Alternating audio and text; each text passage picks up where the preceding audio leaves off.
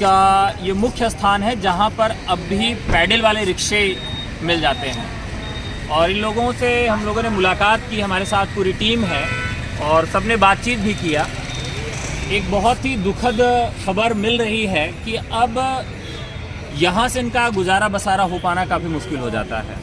पहले काफ़ी सवारियाँ मिल जाती थी और जब से बैटरी रिक्शा आया है तो बैटरी रिक्शा आने के बाद इनके रोज़गार में काफ़ी कमी आई है। बैटरी वाले रिक्शे बहुत बांटे भी गए सब्सिडी पर, लेकिन सब्सिडी तक पहुंच इन लोगों की नहीं थी। वास्तव में जिसको ई रिक्शा मिलना चाहिए था, जो इसके सबसे बड़े हकदार थे, उनको नहीं मिल पाया। और अब ये पैडल वाले रिक्शे बहुत कम रह गए हैं और इनके खुद के भी रिक्शे नहीं हैं। 50 रुपये या 70 रुपये पर इन लोगों को किराए पे मिलता है और कुछ उसमें छोटी मोटी खराबी हो जाती है तो उसका भी इन्हें ही खामियाजा भुगतना पड़ता है, इन्हीं को बनवाना पड़ता है। 100 रुपये 200 रुपये अगर बहुत अच्छा बिजनेस हुआ, सवारियां मिल गई तो हो गया।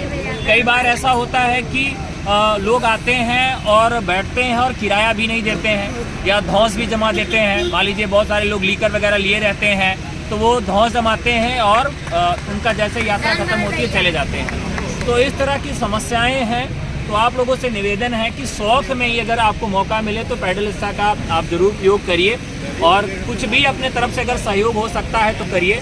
और गवर्नमेंट से भी मेरी यही दरख्वास्त है कि इन लोगों के लिए भी कोई योजना लाइए जिससे केवल आधार कार्ड के तौर पर या कोई आईडी के तौर पर भी इनको सब्सिडी वाला रिक्शा मिल जाए। ये लोग जो 50 रुपये 100 रुपये पर डे किसी और को देते हैं तो 50 रुपये 100 रुपये गवर्नमेंट को दे दें। भाई जनधन खाता खुला है, उसी खाते में 50 रुपये हर महीने कटने लगे तो इस तरह से इनको ई रिक्शा भी मिल जाए तो इन लोगों का भी रोज़गार चलने लगे और इनका परिवार भी इससे संवरने लगे। कई लोगों से हमने बात किया, ज़्यादातर इसमें बुजुर्ग हैं जिनकी उम्र 65 साल है, 70 साल तक के लोग हैं जो मतलब पैदल चल नहीं सकते, जिनके पैर नहीं संभल सकते हैं, वो रिक्शा खींच रहे हैं। तो हम लोग कितना ही विकसित क्यों न हो जाएं, ये दुर्दशा हमारे समाज की है और हम लोग इसमें कुछ ना कुछ सहयोग कर सकते हैं इनकी अच्छाई के लिए।